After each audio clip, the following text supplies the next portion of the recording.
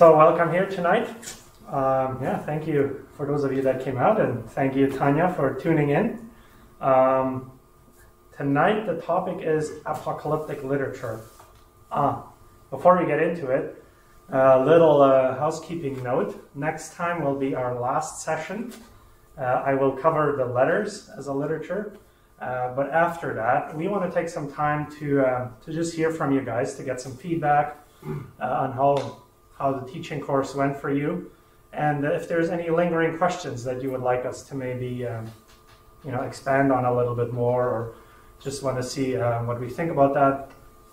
If you can, email some of those questions to Ronald ahead of time. That is very helpful, because then we have some time to actually think about it and prepare an answer.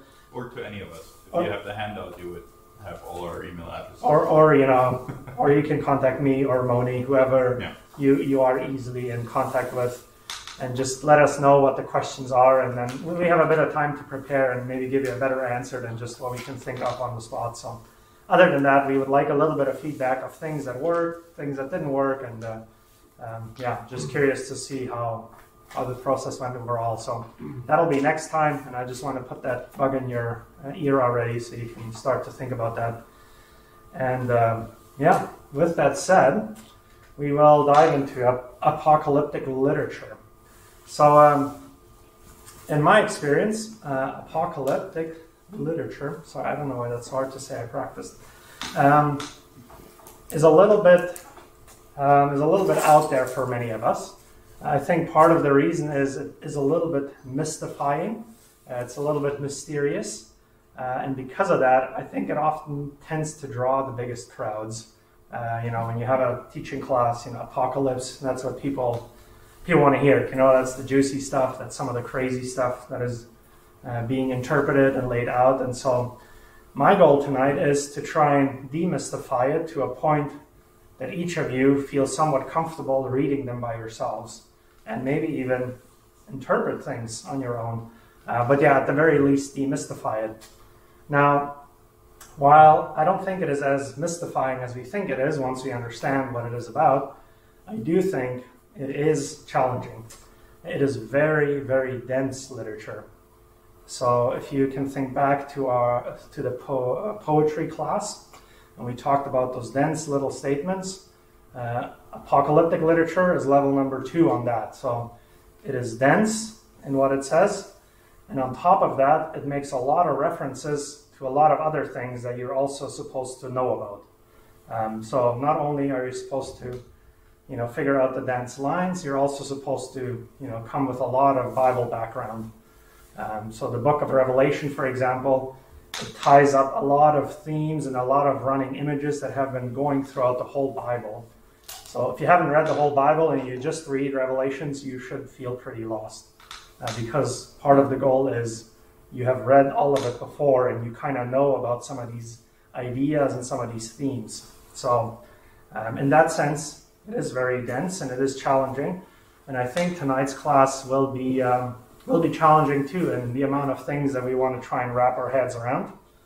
So don't feel pressure. There's no exam, no tests later on. But I purposely kept it a little bit dense, because I think that gives you an accurate feeling of what apocalyptic literature is about. It's dense, it engages your mind, and you have to really work to think around some of these concepts and ideas. With that being said, let's start by defining the word apocalypse. So apocalyptic literature comes from the word apocalypse. Quick question into the room. What comes to mind when we talk about an apocalypse? Flood? Mm-hmm. Yeah? Oh no! Yes. Antichrists. Yeah, there we go. Doesn't it mean a finality? So if you type in defining apocalypse into Google, the dictionary brings up this definition, which I think is the Oxford Language Dictionary. And the definition it gives is the complete and final destruction of the world as described in the biblical book of Revelation. Now, I don't really want to argue whether this is right or wrong. I accept that in English it has come to mean that, this word. It is unfortunate because in the Bible, that's not at all what this word means. And I also would like to challenge that second part. When I read the book of Revelation, I don't come to that conclusion. I don't think that that's what the book is about. But nonetheless, this is in popular culture, this is what we think what apocalypse is. So interestingly enough, when you go back to the Greek, because it is a Greek word, the Greek word is apokalypso, which is basically the same word, just with an O instead of an E. And so we just kind of transliterated it into English. So it is a Greek word that we use in English. And it actually simply means to uncover or to reveal.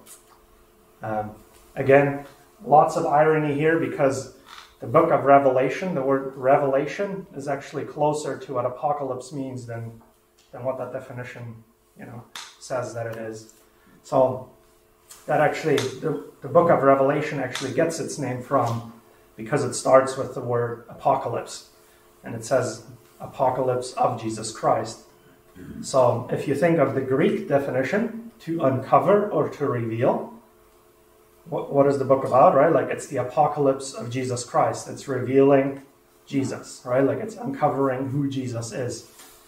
So another really good example, I think, is a bit of a funny one, so I like it. In this example in the Bible, they actually use the Hebrew word for apocalypse, which is the word galah. And it comes after the flood story, when Noah gets drunk and lays in his bed and he galahs himself. So, if you put the meaning apocalypse in there, and he apocalypses himself, it makes no sense with the dictionary, definition. Whereas with the Greek definition, we know what's going on, right? And it's, it's the story of Noah being naked in there, and you can go read that story up yourself. But I think for me, that was a very good image it's very vivid and very striking of apocalypse doesn't necessarily mean the end of the world or destruction of things. Sometimes destruction or, end times or whatever is being revealed, but that doesn't mean that apocalypse means it is the same as destruction. It can reveal other things, but it can also reveal destruction. So I think it's an important distinction to make in our mind so that we can start to embrace what apocalyptic literature is all about. It's about things being revealed. So let's dive in a little bit closer and see how the Bible, or how apocalypses in the Bible are defined, or how we will define them. So the first thing to notice is apocalypses are always about dreams or visions, and it is an altered state of consciousness. So it's not, not a regular state of consciousness. It is altered. Dream is the easiest example I can give you. I think most of us had dreams. We know what that is like. It's kind of confusing and odd, and at the same time, when you start to think about it, it kind of makes sense, even though it is odd and weird. And, amazingly enough, apocalyptic literature reads very similar. On the surface level, it's odd and weird, and you're like, what's going on? But then you start to think about them, and then you're like, oh, okay, I start to connect certain things here, and it kind of makes sense. So apocalypses are dreams or visions. And one thing to note here, I'm assuming most of you guys grew up in a Christian setting, so you've heard of the idea that God speaks through dreams. That is, in our secular Western world, that might not be so easy for people to understand. So I think this is helpful to know when you talk to somebody that has never read the Bible. Today, when we talk about dreams, we have come to understand dreams as a reflection of our subconscious. When I have a dream, it's about, things that happened to me in the day before, or it's things I work through and struggle, and so it's my subconscious making the dream. So it's a window into myself. That's kind of how we look at dreams. For most of human history, that was not the case. We've only come to look at dreams that way since 100, 150 years ago. Sigmund Freud was one of the main protagonists on that one.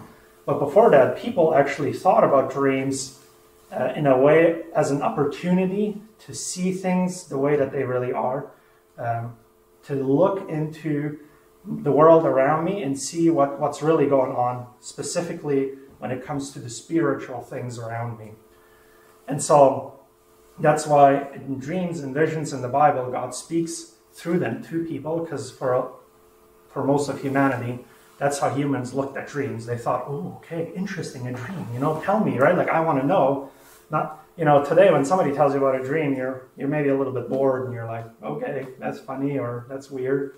But in the ancient times, it would have been interesting, because you're like, oh, maybe this was the gods speaking, right? Like, maybe this was an opportunity to realize something about our reality that we didn't before.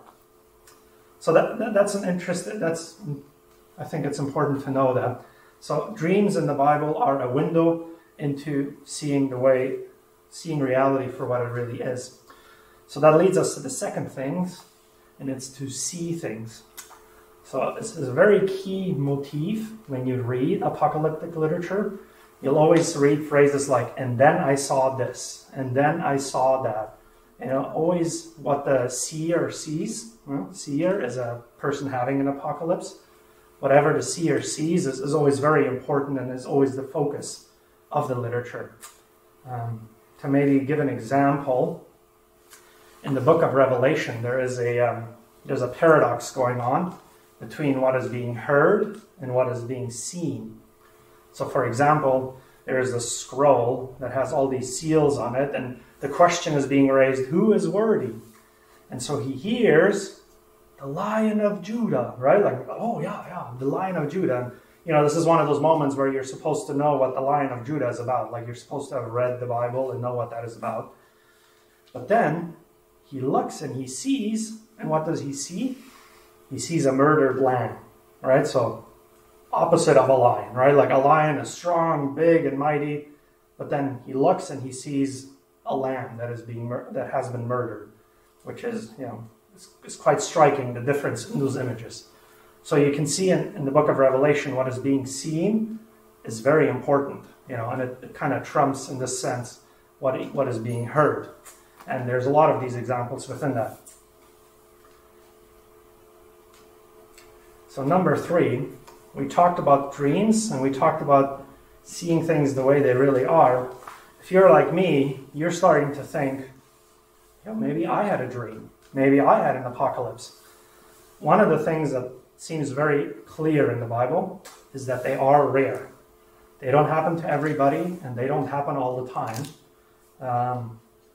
They are rare, and the reason that might not seem that way is because we have them all collected in a book, so we can read them one after the other, and so it might give you a sense of like, oh, like this happens all the time, and it doesn't, right? Like those apocalypses in the Bible, they're spread over thousands of years of human history, right? So just to put it out there, they are rare. And the other thing is they cannot be forced. We don't get any sign of you can, do some sort of chant to, get into a trance, to get into this altered state of consciousness. You can't take some sort of substance to get you there. The only 2 ways that I know of that apocalypses happen in the Bible is either dreams, like the person sleeping, or with Daniel, it was praying and fasting, and then all of a sudden he's in this altered state of consciousness. So, but neither of them are described as this is how you get there. It is always made very clear that God is the agent with the apocalypse. God is choosing to reveal something. And that's why they're important. And that's why we should read them and we should listen. Like, this is God choosing to speak into human life, and God is trying to show the human something. So I think that's an important thing to keep in mind. And the last thing, apocalypses always come with 2 sides of the coin, comfort and challenge. Comfort is usually along the lines of who's in control, and in this case it's God. It's along the lines of, even though things seem crazy, even though things are weird, God is in control. But then on the other side, it also always comes with a challenge of, now that you see what is really going on, you wake up and you're like, well, I can't just go on like I did before, because now I see, right? Like, now I know what reality really is. So it always comes with a challenge of, well, now I need to change now I need to change something because now I saw this. So I think this dual nature is a very good way of weeding out some of the interpretations that are out there. Like, especially on the book of Revelation, there's lots and lots out there. But I think whenever you notice they tend to lean to one side more so than the other, that's when it's a good time to get suspicious, right? Like, some of us like to focus on the comfort part, and it's all about, God is in control, and it's a little bit of an escapist view of like, okay, I don't have to do anything. God is going to do His thing. There's always a challenge behind the two that kind of pushes the seer or the person understanding this to actually act and do something about what is being seen.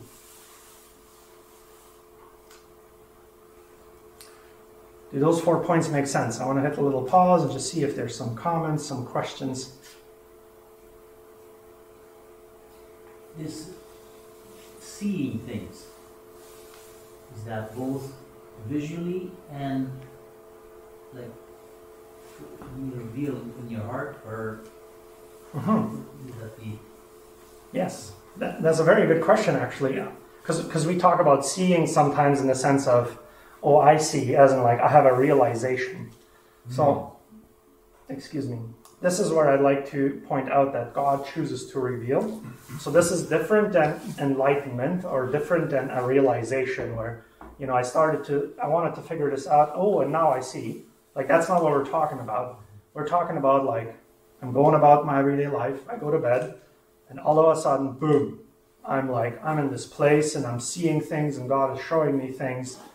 And all of a sudden, I was like, whoa, right? Like, and I wake up. And I look around me, and everything I now see differently because of what I saw in that dream. But it is like what I physically saw. It's not just a realization in your mind. And so I think in that sense, it's a good question to ask, which is why I think they're important, right? Like, this is God showing something. It's more than just somebody sat down and, started thinking about things and realized something.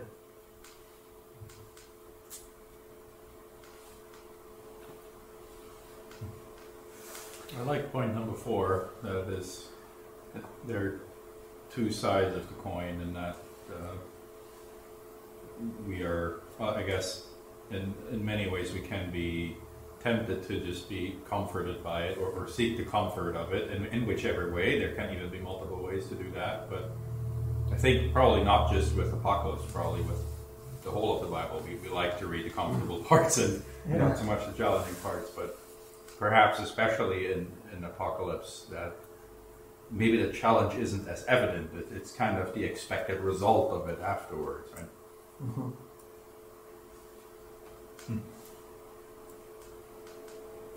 No, thank you. That's a good comment. How about we look at some apocalypses in the Bible? I have a list of them here. I don't know if you care, but we'll actually read up some of these and just get a sense of them and see if we can engage with them. So the first example I want to use is Genesis 28. If you guys want to open your Bibles, Genesis 28 verses 10 to 22. I want to see if there is a volunteer to read. If not, I'll read, but if somebody else would like to speak for a while. So Genesis 28 verses 10 to 22. I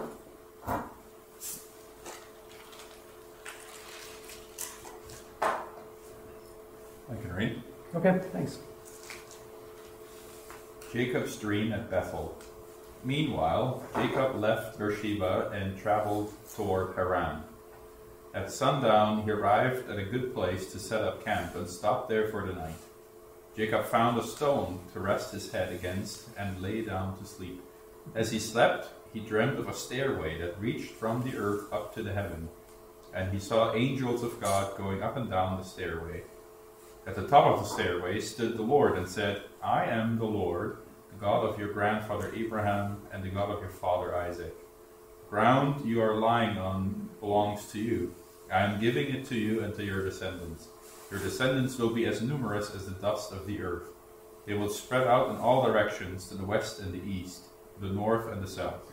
And all the families of the earth will be blessed through you and your descendants. What's more, I am with you, and I will protect you wherever you go. One day I will bring you back to this land. I will not leave you until I have finished giving you everything I've promised you." Then Jacob awoke from his sleep and said, "Surely the Lord is in this place, and I wasn't even aware of it." But he was also afraid and said, "What an awesome place this is. It is none other than the house of God, the very gateway to heaven." The next morning Jacob got up very early. He took the stone he had rested his head against and set it upright as a memorial pillar. Then he poured olive oil over it. He named that place Bethel, which means house of God, although it was previously called Luz. Then Jacob made his vow, "If God will indeed be with me and protect me on this journey, and if he will provide me with food and clothing, and if I return safely to my father's house, then the Lord will certainly be my God. And this memorial pillar I have set up will become a place for worshiping God, and I will present to God a tenth of everything he gives me." Thank you, Ronald. With the text in front of you, let's go through these 4 points and see if we find them. Dreams or visions.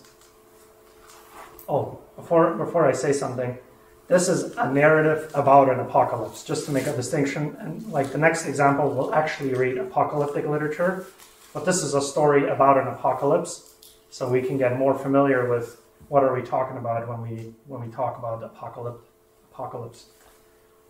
So the first point, do we have a dream or a vision? I think it's pretty obvious. There's a dream. To see things the way they really are. Right? So you have a surprise element. Jacob wakes up and he's surprised because he didn't realize it before, but now that he saw something, he's like, "Oh wow, there's something going on here." Jacob isn't doing anything to elicit this apocalypse. This is clearly God choosing this moment to reveal something to Jacob. What about number 4? Is there comfort and challenge?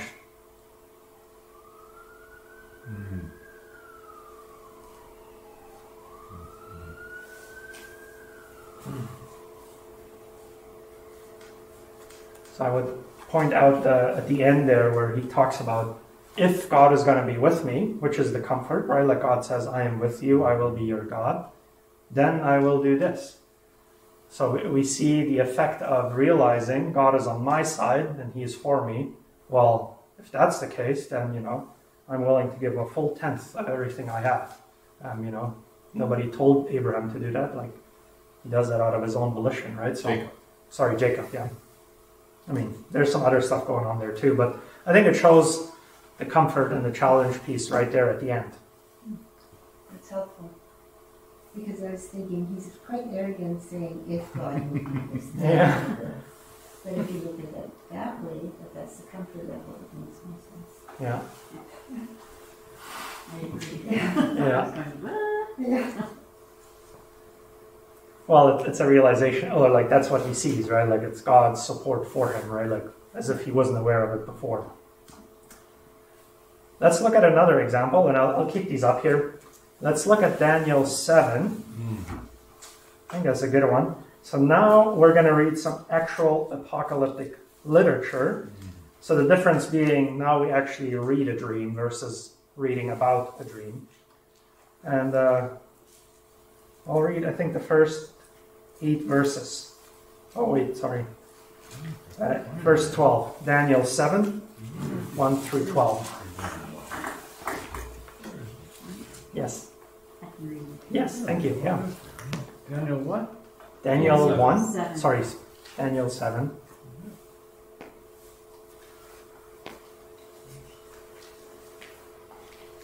And just keep in mind, this is dream literature, right? So just try and get a sense for it. Like, we're not going to dive too much into what it all means, but just to get a feel for it. Earlier during the first year of King Belshazzar's reign in Babylon, Daniel had a dream and saw visions as he lay in his bed. He wrote down the dream, and this is what he saw. In my vision that night, I, Daniel, saw a great storm churning the surface of a great sea, with strong winds blowing from every direction. Then 4 huge beasts came up out of the water, each different from the others. The first beast was like a lion with eagle's wings. As I watched, its wings were pulled off, and it was left standing with its 2 hind feet on the ground, like a human being, and it was given a human mind. Then I saw a second beast, and it looked like a bear. It was rearing up on one side, and it had 3 ribs in its mouth between its teeth. And I heard a voice saying to it, "Get up, devour the flesh of many people." Then the third of these strange beasts appeared, and it looked like a leopard. It had 4 birds' wings on its back, and it had 4 heads. Great authority was given to this beast. Then in my vision that night I saw a 4th beast, terrifying, dreadful, and very strong. It devoured and crushed its victims with huge iron teeth, and trampled their remains beneath its feet. It was different from any of the other beasts, and it had 10 horns. As I was looking at the horns, suddenly another small horn appeared among them. 3 of the first horns were torn out by the roots to make room for it. This little horn had eyes like human eyes, and a mouth that was boasting arrogantly. I watched as thrones were put in place, and the Ancient One sat down to judge. His clothing was as white as snow, his hair like purest wool. He sat on a fiery throne with wheels of blazing fire, and a river of fire was pouring out, flowing from his presence. Millions of angels ministered to him. Many millions stood to attend him. Then the court began its session, and the books were opened. I continued to watch because I could hear the little horn's boastful speech. I kept watching until the 4th beast was killed, and its body was destroyed by fire. The other 3 beasts had their authority taken from them, but they were allowed to live a while longer. Read till 14.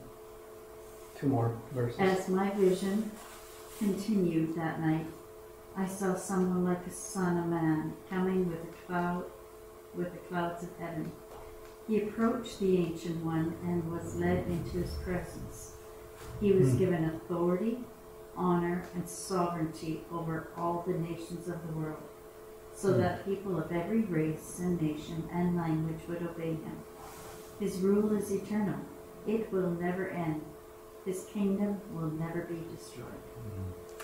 Thank you. I like verse 15, Daniel, my spirit within me was anxious. No kidding, right? I mean, that's an intense dream. If you think about having a dream like that, there's a lot of things going on.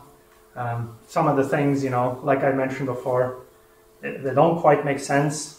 And it's kind of like a, mesh together of a bunch of different pictures.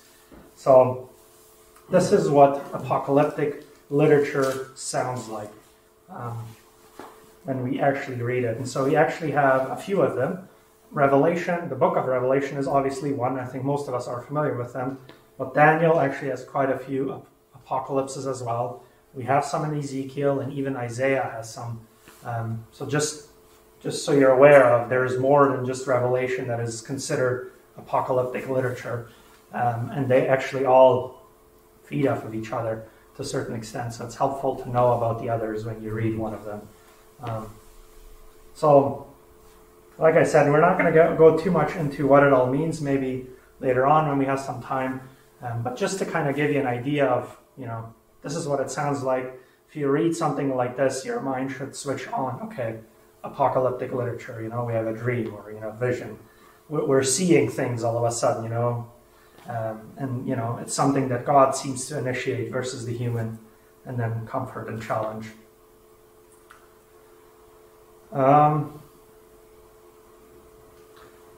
Wanted to just mention on the side, there is some New Testament apocalypses as well. I think the best example is probably Paul on the way to Damascus. So you have that same idea, right? Like Paul has a certain way of seeing reality, and all of a sudden, like in this one moment, he has a vision, and from then on, like life is just completely different because he's seen something that now completely changed the way he perceives reality, the way, like he was so convinced reality was this way. Now he has this vision, and it's so cool. Like it, you know, it just really shows all these elements of apocalypse. It really shows of how the human now is forced to wrestle with what he has seen, and that changes you, the things you have seen. So just so you know, there is some in the New Testament as well.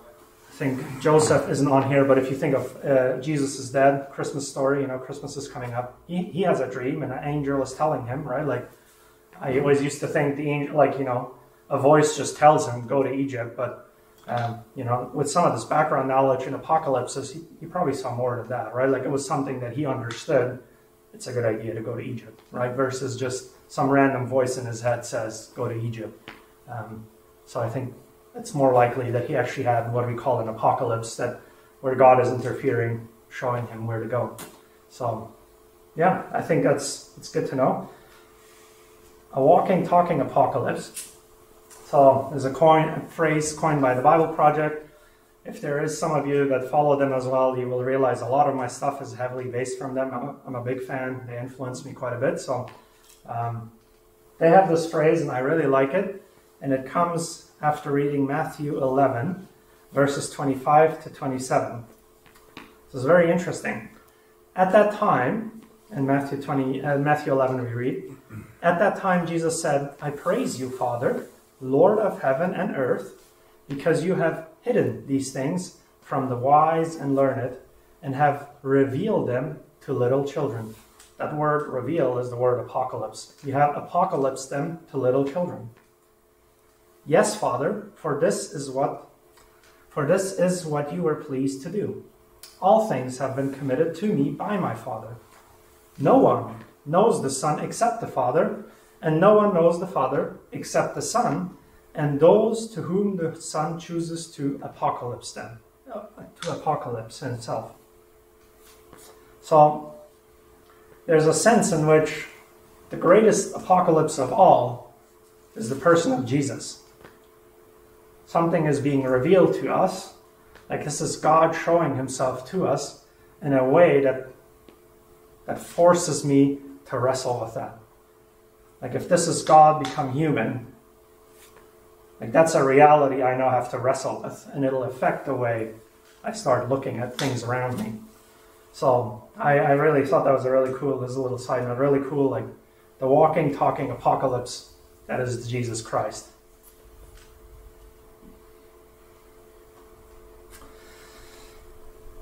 So before, you know, the next step would be starting to interpret apocalyptic literature.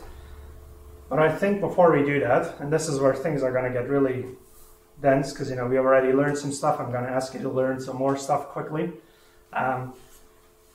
Before we do that, Ronald had some blank pieces of paper here. I want us just to do a little group activity. If you want some snacks, there is some almond roca in the back. Help yourself to that.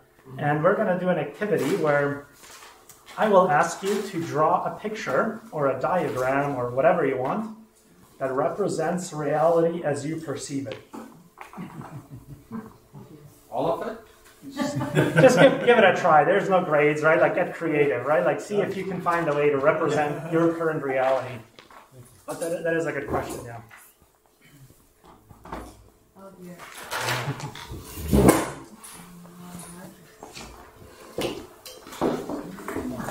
Wow. That's super easy assignment. Don't be afraid to be wrong, right? Like, this is supposed to stimulate your mind to start thinking along those lines. Maybe a solar system, like you have the little ball around the fireball. Can you please repeat that? Yeah. Draw a picture the way you, like a picture that represents reality to you, like a way of perceiving reality.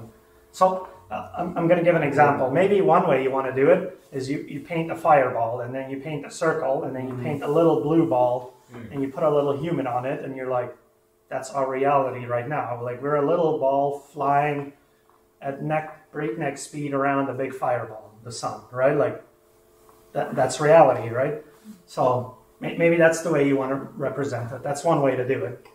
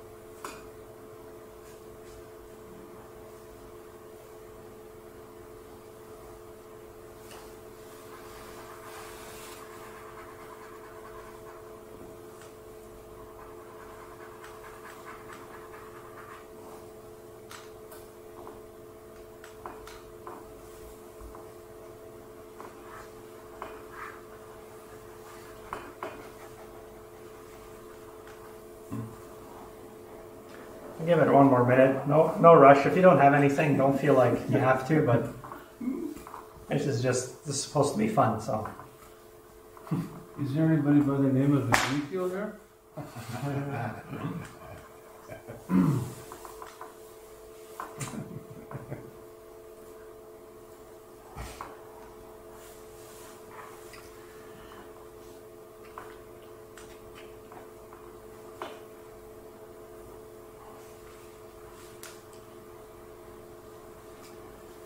Okay, how about is there some brave souls out there that are willing to share their picture?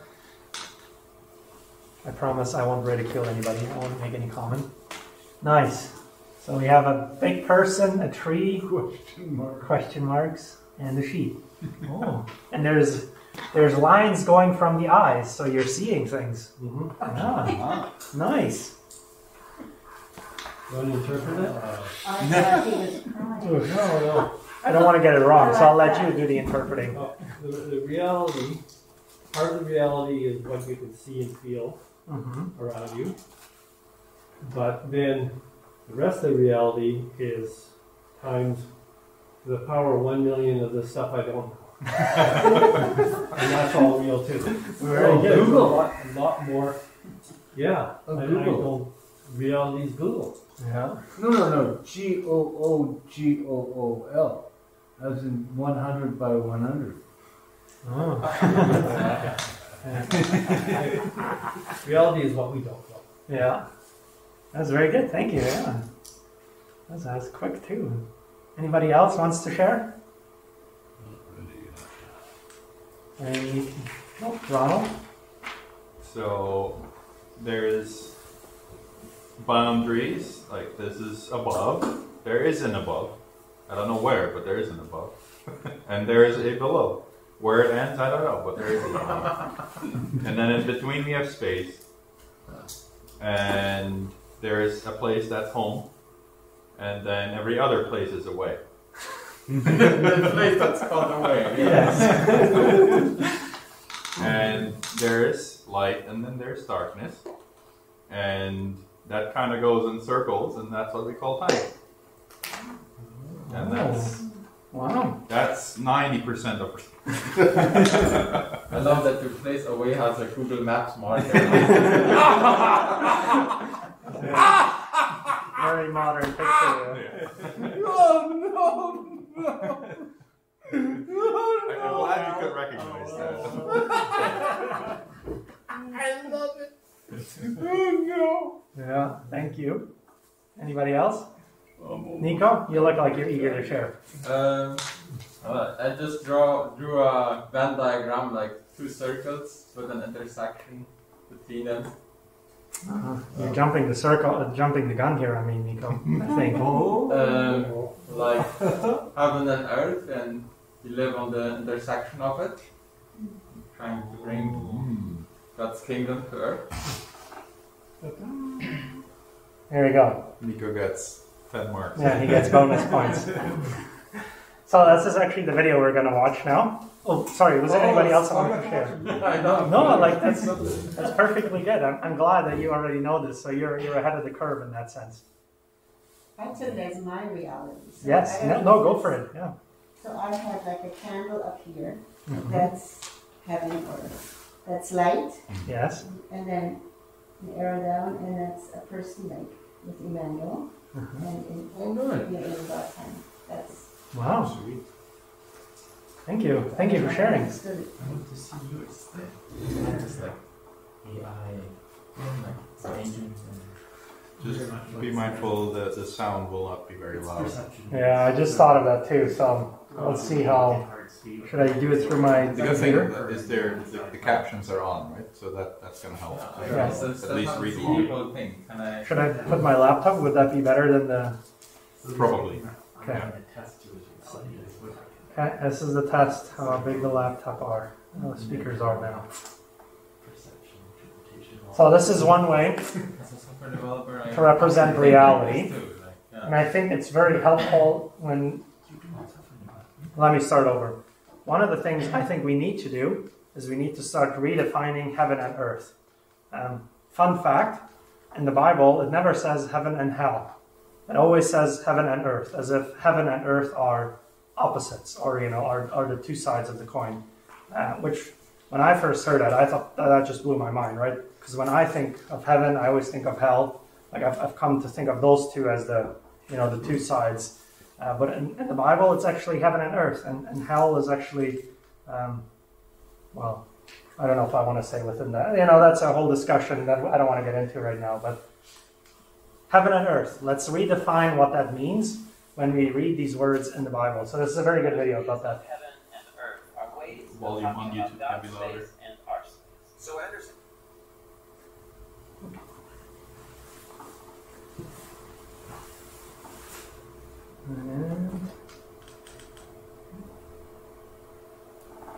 Okay, so this is as loud as it gets.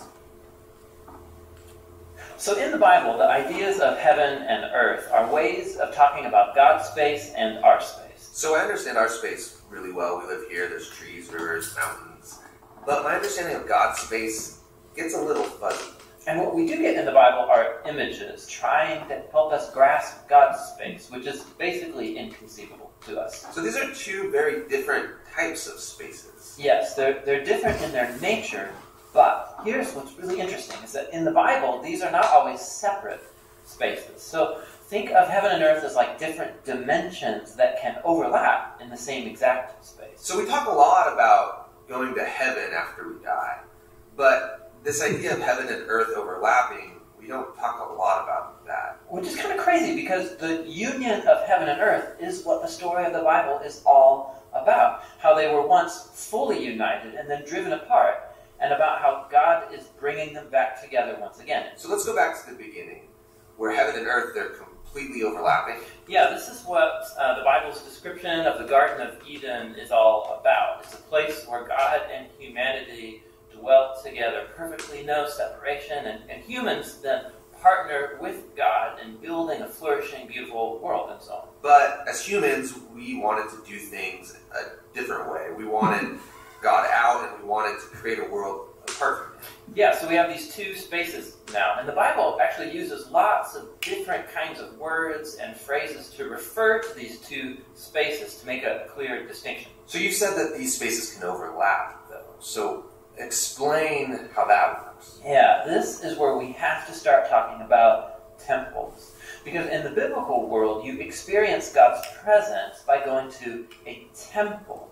That's where heaven and earth overlap. Now, there are two types of temples described in the Bible. One is a tabernacle, basically a tent that was built by Moses. And the other was this massive building made by Solomon. And these temples were decorated with fruit trees and flowers and images of angels and all kinds of gold and jewels and so on. And these are designed to make you feel like you're going back to the garden. And at the center of the temple was a place called the Holy of Holies, which was like the hot spot of God's presence. Now we can go and be with God again. But not so fast, because the temple also creates a problem. So God's space is full of His presence and goodness and justice and beauty, but human space is full of sin and injustice and the ugliness that results. So how do these spaces overlap if they're so different and they're in conflict with each other? This was resolved through animal sacrifice. Yeah, that's kind of weird. Morbid! Yeah, the idea is this. Animal sacrifices, somehow they absorb the sin when the animal dies in your place. And it creates a clean space, so to speak, where you are now free to enter into the temple and be in God's presence. Okay, so if I'm an Israelite and I live in Jerusalem, I might be able to be in God's presence. But you said the story of the Bible is all of heaven and earth reunited. Right, so we have to keep going in the story where we come to Jesus in the New Testament. And in the Gospel of John, we hear this claim that God became human in Jesus and made His dwelling among us. Now this word dwelling is really curious. Literally it means He set up a tabernacle among us. And so what John is claiming right here is that Jesus is a temple. He is now the place where heaven and earth overlap.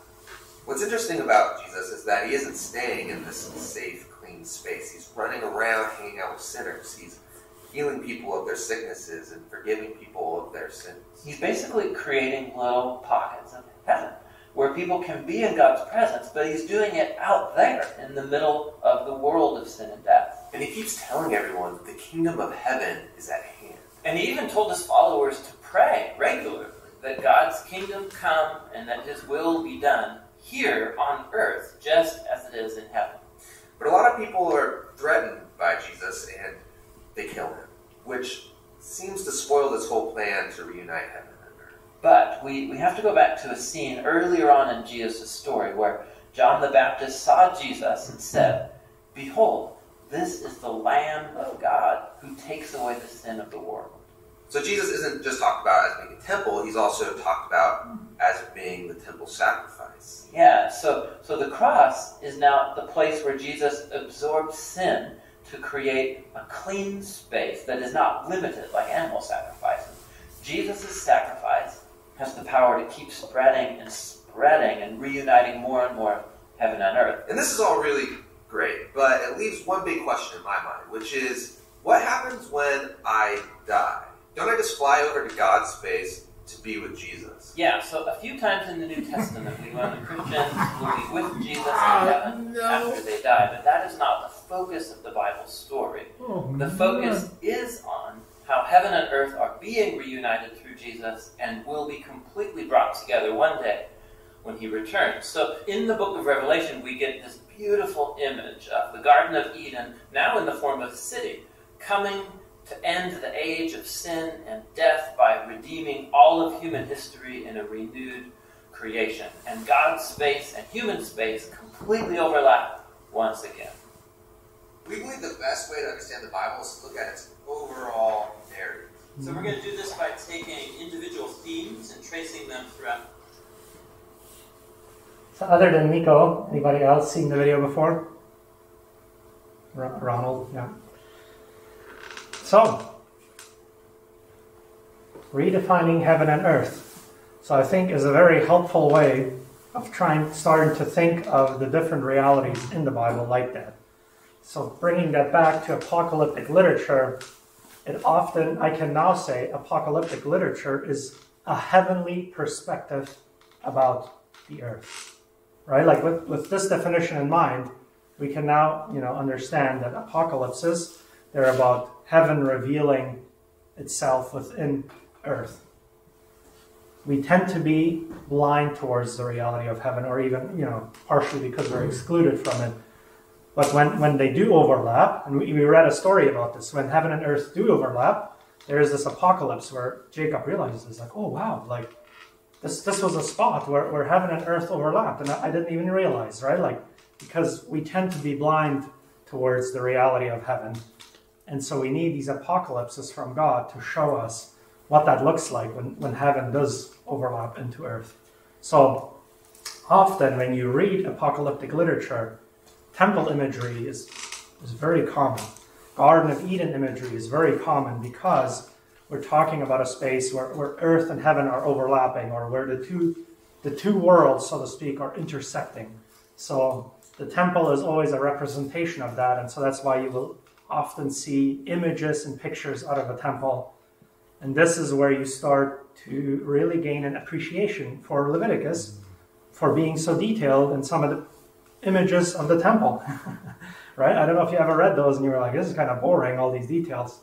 But now that we're talking about temples and these pictures and images, we can go back and we can go see, okay, this is the menorah. That's a picture from the temple. And Leviticus, I read about that. What was the menorah? Oh, that was a lampstand. Oh, and where was it at? What was it doing, right? And why is it important now in Revelation, right? So without Leviticus, we wouldn't know what the menorah means when you come across it. And I'm sure all of you guys are burning to know what it means, but, go read Leviticus and see what it does and what the meaning of it is. Where is it in the scriptures where the heavens will roll up like a scroll? I think Peter. Is it Peter, eh? Because I noticed in Revelations here, it goes from in 20, the end of 20, it goes right down to where the dead are judged, and all of a sudden Then it goes into the New Jerusalem. Then I saw the new heaven and earth descend. The holy city descend.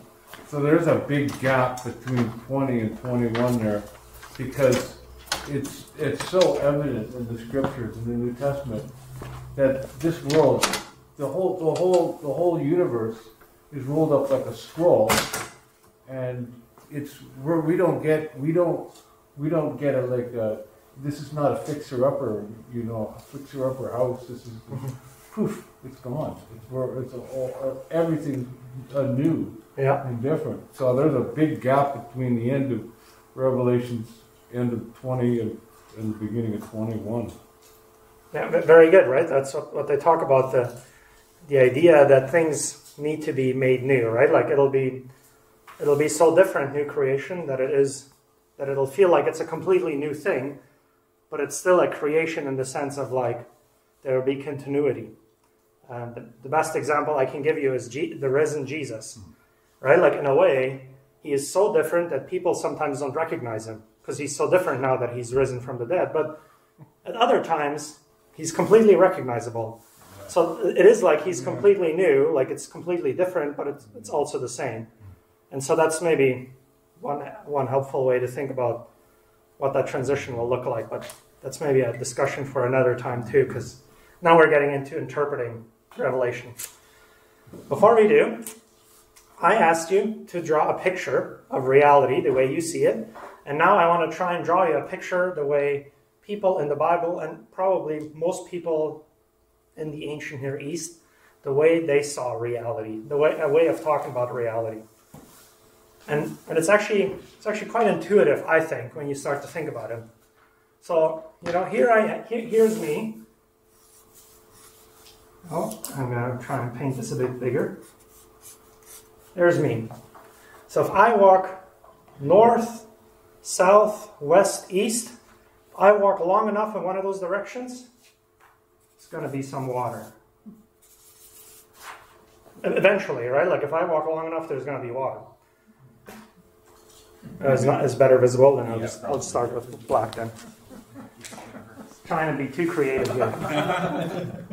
Yeah. There we go. I'll go a bit bigger too. So, left, right, it's water.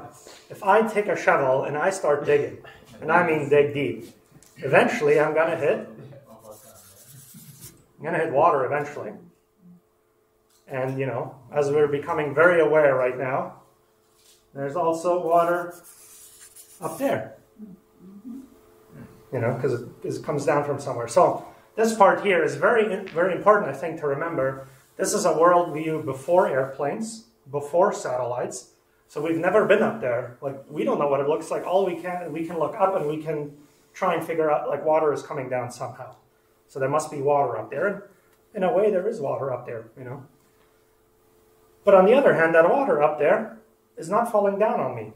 Like, sometimes it is, but sometimes it isn't. So it is as if there's this force field keeping it up, right? Like, and you can kind of see it's almost like, if I look around, I can kind of see it's like a dome. Yeah. So it's like this force field holding it up. A good example of this in the Bible that will make a lot more sense now is Genesis 1 verse 3. God split the waters, right? Like, so he's creating an empty space, like. There's chaos, the chaotic waters, and that's a symbol of evil in the Bible. The chaotic waters, and God is starting to order. And part of his order is, create some empty space, some space with no water, because it turns out humans don't live very well in water, right? So for humans to live, we need something other than water. And that leads us to the third aspect. I kind of drew this all a bit big. So we have water all around. We have land.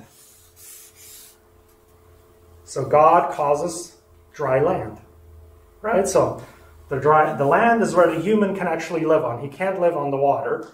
Water is actually chaos. And again, right? Like, I mean, some people in the flats are experiencing that very real. Like, if there's water, it's really hard to live, very hard to survive, even in our modern age. And in the ancient times, Remember from Ronald's backgrounds, like flooding was always an issue, right? Like people were always fighting the water.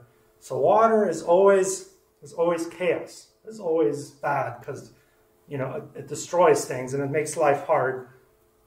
Where did the beasts come out of in Daniel? Come out of the water, right? Like the bad stuff always comes out of the water. So that's just one way that ancient people looked at the world. And the dry land is where the human lives. And, you know, the dry land has to stay above water. How does it stay above water? There's these pillars. You know, these I-beams, you know, to use modern terminologies. There's these pillars that the earth stands on so that, you know, it doesn't sink into the water. Sounds very simplistic, the worldview, but in a way it makes a lot of sense. And it gives you an image that we can start to talk about reality. You know, when these pillars are being shaken, there's Psalms about that. The pillars of the earth shook, or, you know, hold up the pillars of the earth. Like that's what we talk about. This is keeping us alive. It's keeping us from falling into the water and dying. Because, you know, we need dry land. One more thing to note. Up here in this force field, that's where we have the sun, moon, and stars. The heavenly host, as they call them. Now, I think this part might be a bit challenging for us to wrap our minds around, but in the ancient worldview, those were always representative of spiritual beings.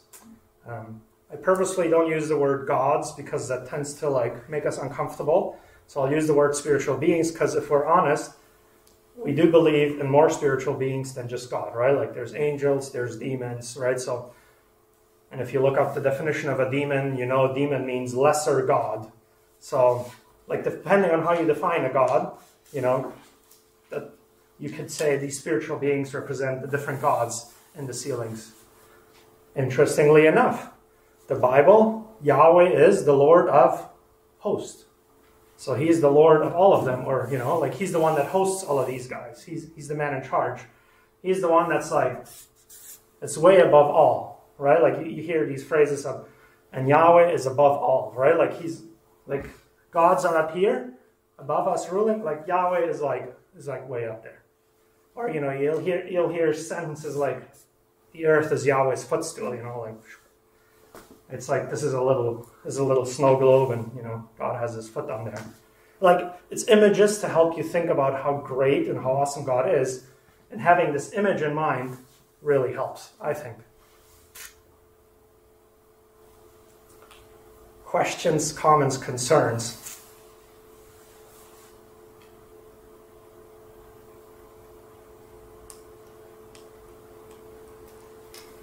I forgot one more realm. That one is here. That is Sheol.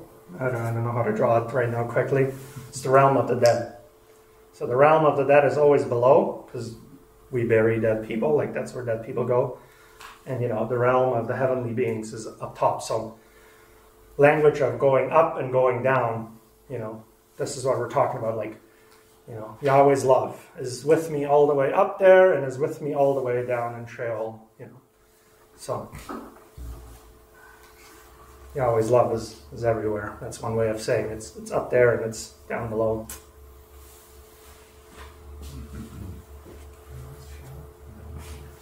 I think it's a very neat system to explain what's happening, what's around us, whatever. I mean, today we use different systems, but in those days, you know, you need some reference points.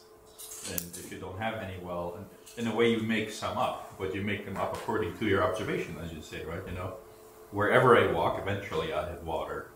I dig down and then there's water. Well, why do we not drown in that water, right? These are actually logical conclusions. They're not just, you know, somebody's whatever brain fart, but it's actually quite well thought through. And in that sense, it's actually a quite robust cosmology, I think, is the proper term for it. So I like it in that sense. Like I've come to really appreciate it. It's not that easy, I think, as some of you realized a little while ago, right? Like how do you represent reality in one picture that you can talk about things in a way that everybody knows, oh, okay, he's talking about this, he's talking about that.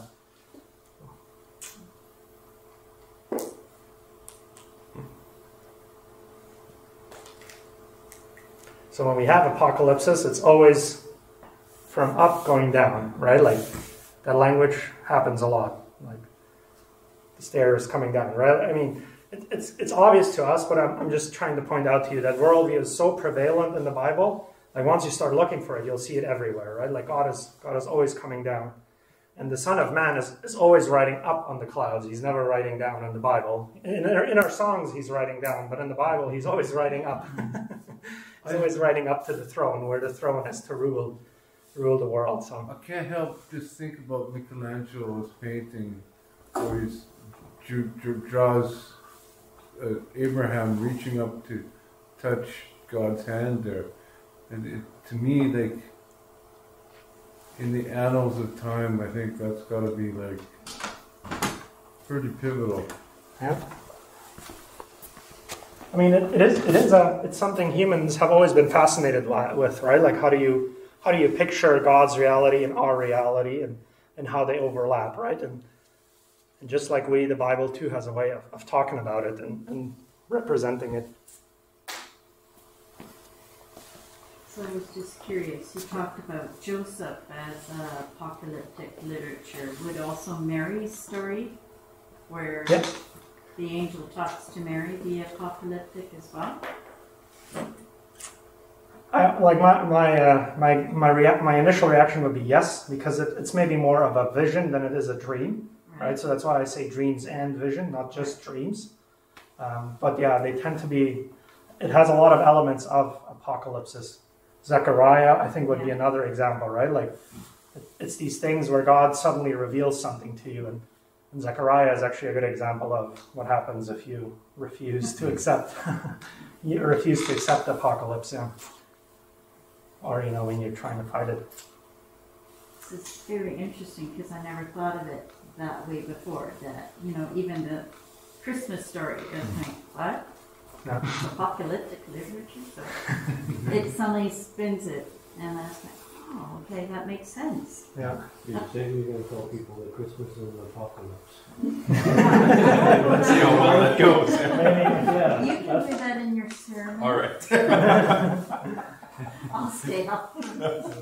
It's all we need is Martin Sheen to be a part of it, as a apocalypse now,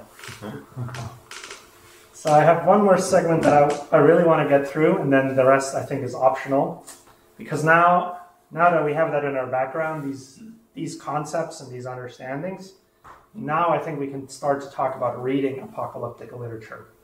And so I compiled 5 points of what I think is important to try and keep in mind when you read apocalyptic literature. First, context. My teacher used to say context, context, context. So he refers to historical literature and help me the last one. Biblical. Yeah. Biblical. Or canonical. Canonical, yeah. So the basic idea with context is the apocalypse didn't happen to you, and the apocalypse didn't happen so that you. I'll put myself in it so it sounds less aggressive. The apocalypse didn't happen to Christian. And the apocalypse didn't happen so that Christian can now, in the year 2022, read it and know what is going on. It sounds kind of obvious, but we often read it like that, as if the first meaning that text has to have is towards me and my world and my reality. So if we can just hit pause on that, it has meaning for me and my reality, but let's just first look at what meaning did it have for the original audience? Like, how does this fit in with the biblical story, right? Like, why would God choose to reveal this at this point in the biblical narrative, or why to these people, or why now? So, the first thing you always want to do is learn to read it within its context and see, okay, what was the original meaning, and then you can start to see, okay, can I identify with that, right? Like maybe I have similar situations in my life.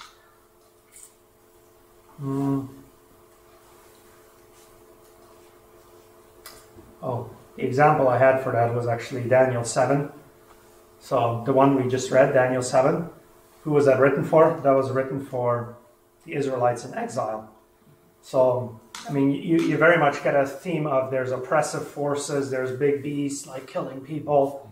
Like, think about Israelites in exile, right? Like, they just experienced beasts in their life, right? Like, I mean, they had a very real feeling of, okay, we know what these beasts are like, and they're ruthless, right? So, you know, that kind of adds a lot of meaning to the text now, and you're like, oh, okay, I see, right? Like, secondly, reading the apocalyptic literature as a whole, without trying to get too stuck on certain points, always trying to see where are we going with this. So, spoiler alert, Revelation is not about the complete destruction of the world. Like we saw in the video, Revelation is actually about the renewal of the whole world. Like, the Bible actually thinks the world is desperately broken and it just needs so much fixing that, you know, God's going to just make it new one time because we're just so far gone. So, in that sense, learning to understand, okay, what is this about? Like Daniel, right? Like, what is the book of Daniel about, right? Like, where is Daniel going with this? And within that, look for repeated pattern and phrases. So, excuse me. Looking for these repeated pattern and phrases is part of the design of the book, right? Like part of the way they structure it. And you can only really get that when you read the whole book. Third, familiarize yourself with common pictures throughout the Bible and themes throughout the Bible. So, for example, in Revelation 1, John, you know, he goes up. We know where up is. He goes up through a door into a place, and he sees this man standing there, and it's a priest-like figure in a temple. Temple, yeah, makes sense. And this man is white like wool. Do you know what he's saying there? I don't know if some of you picked it up, but in Daniel 7, somebody is described as white like wool. Do you remember which character it was? The Son of Man.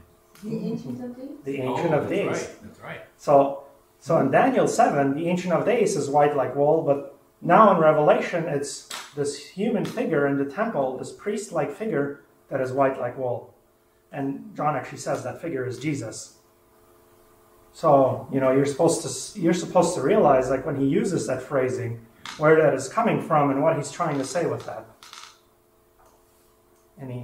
Any quick thinkers in the room? What is John trying to say by things like Jesus was white like wool? The Lamb of God. He's the same as the Ancient of Days. Yeah. So it seems intuitive to us. I know, right? Like, for us, it's like, we know Jesus is God, but where do we get these ideas from? Where do we get these ideas from that Jesus is the same as God, you know?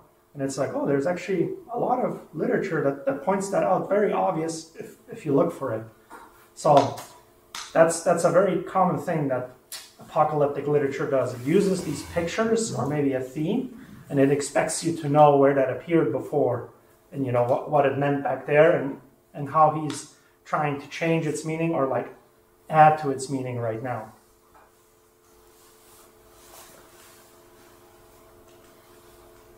Number 4, remember this is dream literature. I kind of hinted at it before, but dreams aren't really chronologically accurate. You know, it's like there's a logic sequence of an event. You know, this happened, and then that happened, and then this happened. So dreams are random, right? Like, this happens, and all of a sudden it's like, oh, wait, now we're back here. Oh, I thought we were there already. Oh, and then all of a sudden we're in the future. And so there's actually a way in which time and space, when you read apocalyptic literature, time and space kind of blur away, which I think makes it a perfect means of describing a heavenly vision on earth, because God isn't bound by time and space. Right? Like, God isn't tied to a certain clock or a certain timing. Like, he's outside of time and space. He isn't confined to space. So how do you start to talk about that? And I think dream literature is actually a very, very good vehicle for that, because it is kind of random. And so when you're trying to map it out and you're trying to, like, you know, sequence this and then that and then that, again, that's a red flag, right? Like, just it doesn't quite work that way. Like time is very fluid in these things. It's more about big pictures. It's about what is God doing, right?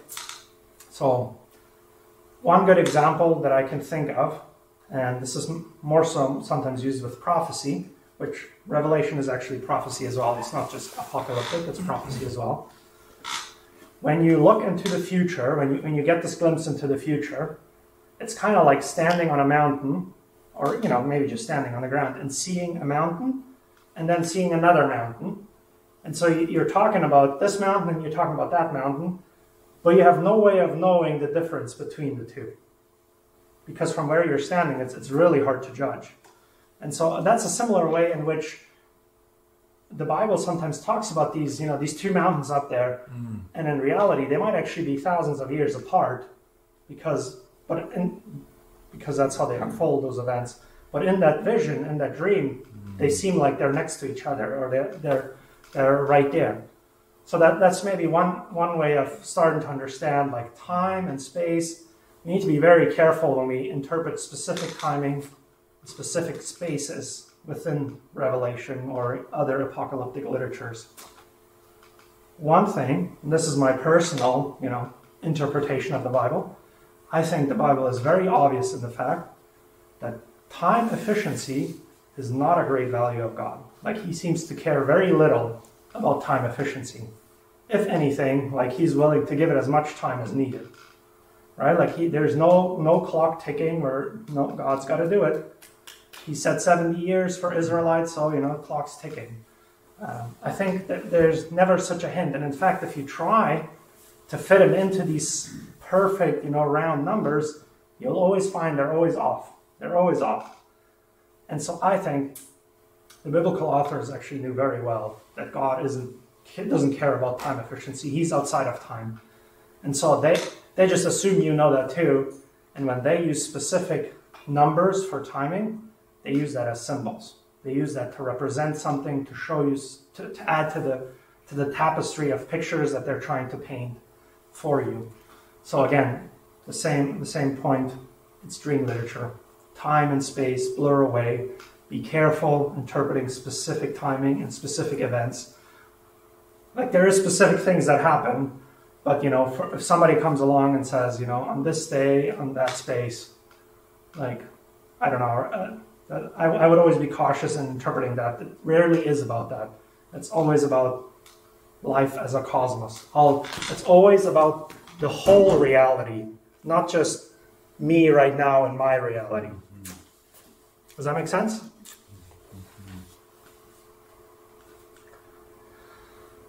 The last number, and this is maybe, I don't know how challenging this is. Consider reading other contemporary work. So, the Revelation of John, the book by John, is actually the only apocryphal writing that makes it into the New Testament. There's a whole bunch of them. To a certain extent, it is helpful to read some of these other ones, because you start to get a feel for what is apocalyptic literature about. Right? Like, it'd be like, you've never read a recipe, and then you have this one recipe you're reading, like, you don't know what to do with this. If you read a lot of recipes, you realize, first dry ingredients, and then liquids, and then preheat the oven. It usually says it at the bottom, so you want to read it first, so you do it already while you do the other things, right? Like, so you get a sense of how recipes work. And in the same way, sometimes reading other apocryphal literature helps to get a sense of how these things work and how they're meant to work. To give some examples, there's 1st, 2nd, and 3rd Enoch. That's apocalyptic literature. 2nd and 3rd Baruch. There's the Apocalypse of Abraham. I think there's good reasons people left them out of the Bible. I think there's good reasons to still read them and be familiar with them. Like I said, because they help us understand John a little bit better. John is the only one of his time that actually made it into the canon. All the other ones, for various reasons, were excluded. So, yeah, those are my 5 points when it comes to reading apocalyptic literature. Do you have any comments or questions on that? I find that when I read Revelations, I don't even remember reading Ezekiel and Daniel. It was so long ago, it was ridiculous. I wasn't even a Christian back then. But I mean, I find that they're kind of like a rainbow. It's like the phases of growing in Christ.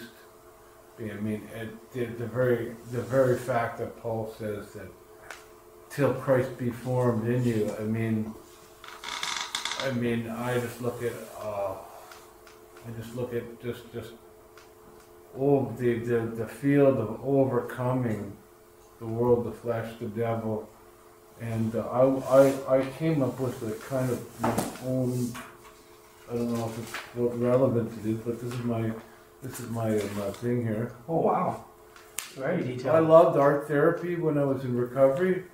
So I have on the bottom here, I have the abomination of the earth, selfishness, the spiritual forces of evil. So I've taken Revelation 17 and I've put it together with Ephesians 6. And then the second layer of fire is the mother of the prostitutes, gods like Moloch, Baal, people like worshipping emotions and greed. You know, we got word faith preachers, whatever, stuff like that. The powers of this dark world, Babylon, the great authorities, strongholds and lies. The certain lies that, you know, the wisdom, Gnosticism was the very first cult in the first century. The belief that people could raise up to God just by knowledge. And then the spirit of unbelief being the last flame of fire, the mystery, the spirit of disobedience to rulers. And then I just put the shield of faith in the Ephesians 6 thing. And one giant pearl as the gate that goes into the Holy of Holies coming down. The giant pearl. Thanks for sharing, giant Scott. Pearl. Thank you for sharing. Thanks. Any other questions, comments? If you don't have any, I have a question for you. Do we want to continue to talk about how to interpret Revelation, or do we want to read an apocalyptic text and interpret? Because I think we're running out of time here. And to be honest with you, if we talk about reading Revelation, like how Revelation has been interpreted, we'll repeat a lot of the things I already said. But I'm okay doing that if, you know, people generally come to this class want to talk about Revelation. So, do you want to read a text? Do you have some questions you want to talk about, or should I keep going with information? Read a text. Let's do it. Let's do it. Do we want to go back to Daniel 7, or do we want to try a Revelation text? I'm asking that because if some of you are very... Let's do Daniel. The Daniel one, you want to know what it's about? Revelations could take us down. Yeah. Stuff, I don't know if I'm not going to handle that. Sounds good. I think Daniel 7 does the same thing. I'm sorry, I was The many circles of Ezekiel. But now I'm curious. Well, let's keep these up here. And I mean, the beauty about this one is, you know, you read verse 15, and there's actually an explanation coming for you to a certain extent. But looking at this context, before we get to specific meanings, what do you think this meaning would be for an Israelite reading this? Babylonian exile.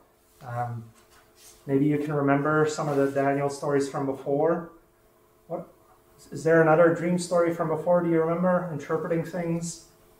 There's 4 things. The statue. There you go. Yeah, so statue, and there we have an interpretation of those.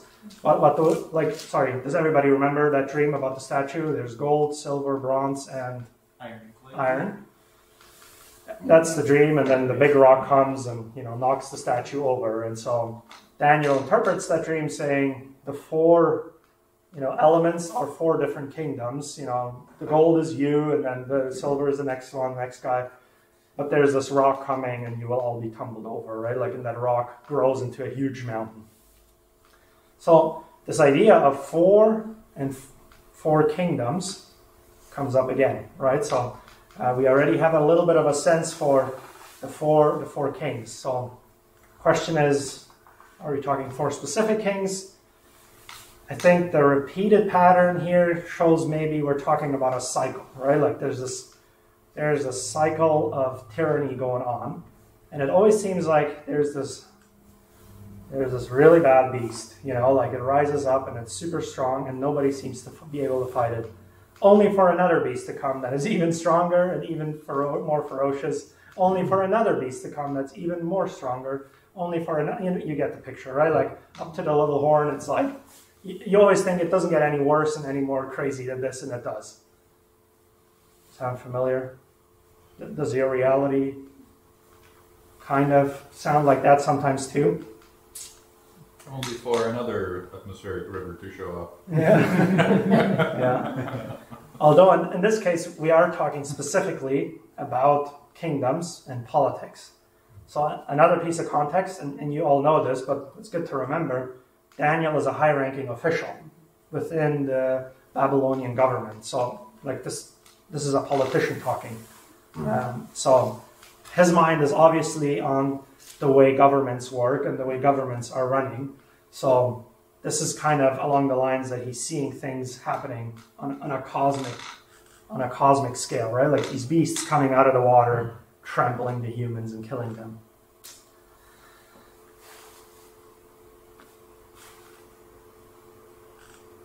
So then what happens in the timeline?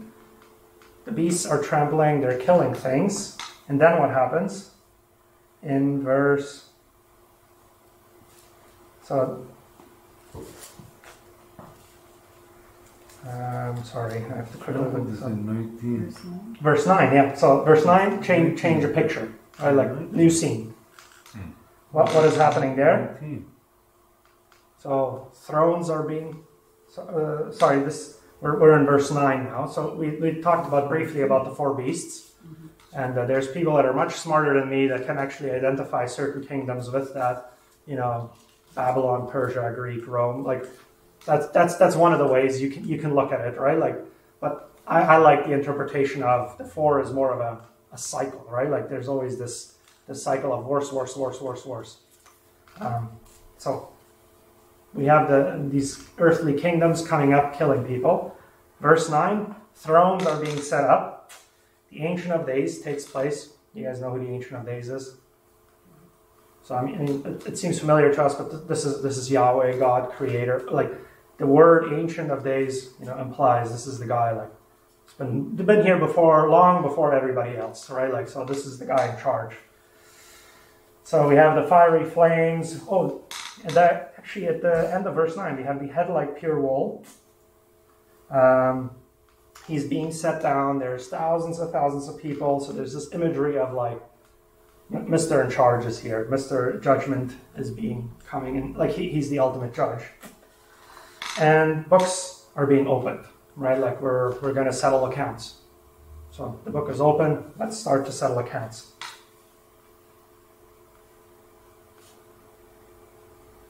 And so at that point, all the beasts are killed. Sorry, my notes are gone on here, so I quickly have to jog my memory on the timeline here. And then, very interestingly, out of all the trampling and all the killing that's going on from the beasting, all of a sudden, there's one human that's being raised on a cloud. And where does he go? He's presented before the Ancient of Days. And him was given dominion and glory in the kingdom that all people, nations, languages should serve him. His dominion is an everlasting dominion, which shall not pass, and his kingdom shall not be destroyed. Anybody take a guess who said person is? Jesus. So it's a very interesting image, right? So you have these beasts, they're trampling around out of control. They're just killing, like they're killing machines, and they don't care. They're just running in there like raw, killing. And they happen to kill this one person that seems to be different than all the other ones, because this person is being now raised up and being made king. Does that sound familiar, right? Like it's a very interesting way of portraying, I think, a very interesting way of portraying Jesus' life, like from a political perspective of the Roman Empire, right? Like they were crucifying people left and right. Like there's no way somebody in Rome actually knew Jesus was being crucified, because like that's a daily routine, right? Like somebody says something, you know, Rome doesn't quite like crucify, right? Like, so why would they care about just another guy being crucified? And so it's that image of the beast is just trampling and just killing like nonstop, and in doing so actually kills the one person might have been interested in not killing, right? So it's a very, very interesting picture that we get there. What is also interesting is this guy is being worshipped. I don't know if that's right now or a little bit later, but this human is being worshipped like he is God. And for Daniel, I think that is a root of his anxiety, because for the Jewish thinking, humans are never worshipped like a god. Like that was the absolute worst sin you could do, like to worship a human like he is God. And so for him, that's a game changer. Again, right? Like we're familiar with this. We worship Jesus all the time. Like, you know, we've thought about this. We've been raised in that.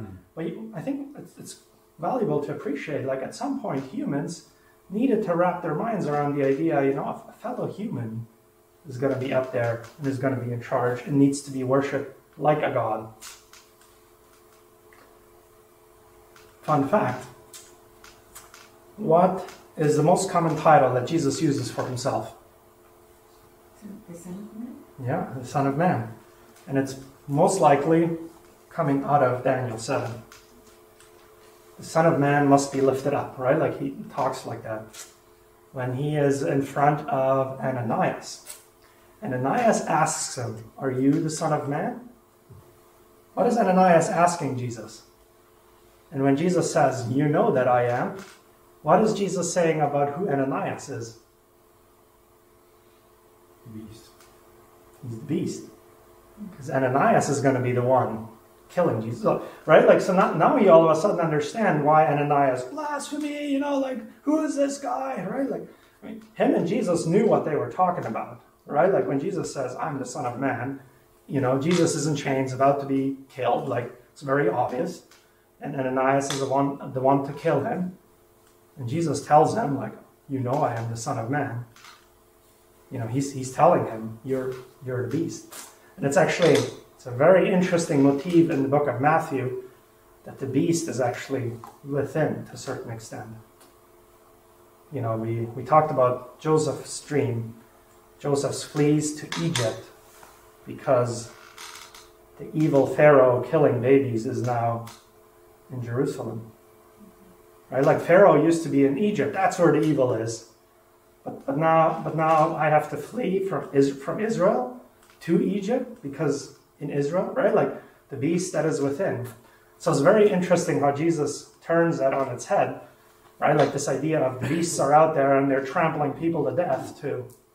Like, don't be too arrogant. Don't be too quick to judge. There's a beast within, you know, and it kind of reminds me of that little horn that speaks boastfully. We all have it in us, so to speak.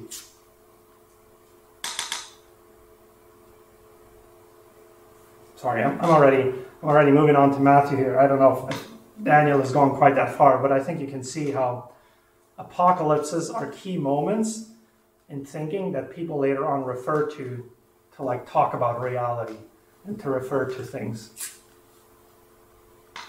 Would the Daniel passage, would that be where the Israelites first understood the idea of a Messiah that would be coming? Or because there's references, I think it's in Isaiah, the words Isaiah 9, yeah, where it talks about that too. And I'm not sure if Isaiah would then have been leaping off of what Daniel talked about. Isaiah would be earlier. Yeah, I was Isaiah going would to be say earlier. Daniel. Depending on which part of Isaiah, right? Because some of it is Yeah, but posted Isaiah on- 9 isn't definitely Yeah, the okay. first section, so it would predate the exile.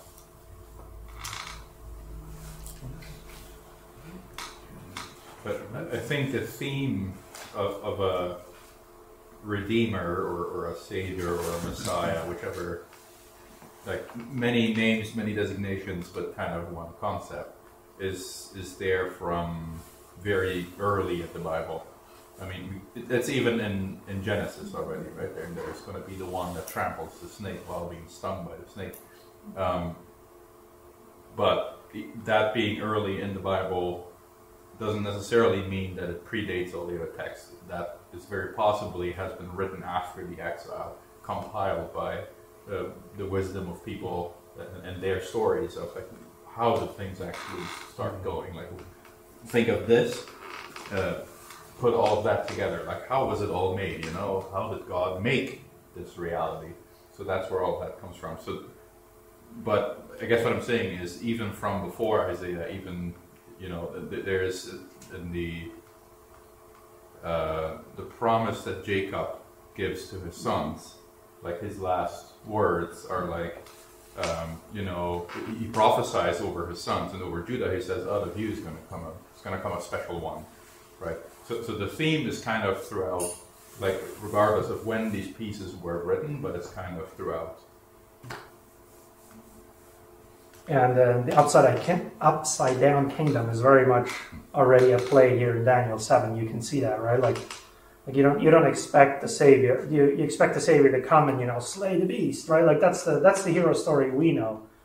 Like this is the first time where we start to. Well, I don't know if it's the first time. I'm not too confident in the terminology, but this is a time in the Old Testament already where we start to see people thinking about the Messiah in terms of, maybe he doesn't come and slay the beast. Maybe he dies, right? So, for example, like this for me, that's very helpful to realize, because how can Simon and Anna, when they see baby Jesus, how can they look at that and see, oh, this is the Messiah? They would have surely anticipated, a mighty king too. But if you study the scriptures, and Jesus actually accuses his disciples or even Pharisees, he's like, if you'd read the scriptures, if you knew what it said, you'd realize who I am, right? So there's a way of understanding Old Testament that points to Jesus. And I think people like Simon and Anna, they did, right? Like they read it in a way where they could see, like, this is Jesus. So those examples are rare, because the point of the gospel usually is how most people don't realize who Jesus is, even the disciples, but there is some people that do. And I think it's because they read Daniel the right way and they understand where Daniel's going, or where Daniel's supposed to go with his realization. But at the end of chapter 7, I like the way you made it clear that this was almost confusing and terrifying for Daniel. His world is, it almost, because I read to the end, it's turned upside down, and he kept it, and his last words is, I kept it to myself. Yeah. I was going, I mean, he obviously didn't to a certain extent, because we're reading it right now. But yeah, Somebody spilled the beans. Yeah, maybe for like 10 years or so until he was ready to share it. Yeah. It's normally not good reason to give your current king, tell him you're going to be overthrown. It's not a healthy life choice. There's actually an irony in that, right? Like the first dream that I mentioned, the gold head, and then what does the king do in reaction to Daniel interpreting his dream, like with the rock in that dream? He goes and builds a gold statue. he doesn't hear that he's going to get knocked over. He hears, I'm the gold head, right? And I think that's funny. Very interesting. I was looking up ahead here. Yeah. And it's very interesting. You go into chapter 9, and chapter 9 is just absolutely beautiful. Just some really powerful stuff. But it opposite goes into the 70 and 7s. And I think that's very interesting. It says, while I was speaking and praying in 9:20 there, confessing my sin and the sins of my people. Jesus was referring to this, I'm so sure of it. How many times should I forgive my brother? 70 times 7. Yeah. And and a lot of this stuff here, if you look closely, it has to do with the law. That the law is going to end. It even says, and in 9 someone says, the sacrifices will stop. There's a foresight there, Jesus right there. That's it's they missed the whole point that the law was coming to an end. that mankind could no longer please God by just keeping the law. That the Israelites had missed the mark. We could not receive the Holy Spirit by the works of the law. And interesting you point that out with the law there in the beginning of Daniel chapter 9. Remember what I said about numbers blurring away? It's curious how Daniel looks up. He's like, we're in exile. How long is this exile going to last? And he wants to know how long it'll be. So he looks it up and he finds these prophecies that talk about 70 years. And you'd think he takes his calculator and he starts calculating. But curiously enough, he doesn't. Curiously enough, his reaction is, I turn my face to prayer and fasting. Like he sees the number 70 and he realizes something instantly where he's like, we need to confess. Right? And so I think that really points to that, like the number 70, and I think it has to do with the laws around the year of Jubilee and all of that. But how that means something other than a certain timeline, as if there's a timer in heaven for 70 years to go off and then like now everybody can go back. It doesn't quite work that way, right? Like God has his own ways of doing things, but the number 70, just to say like the number 70 means something more than just, or it doesn't actually mean at all 70 years, the way we would think it means.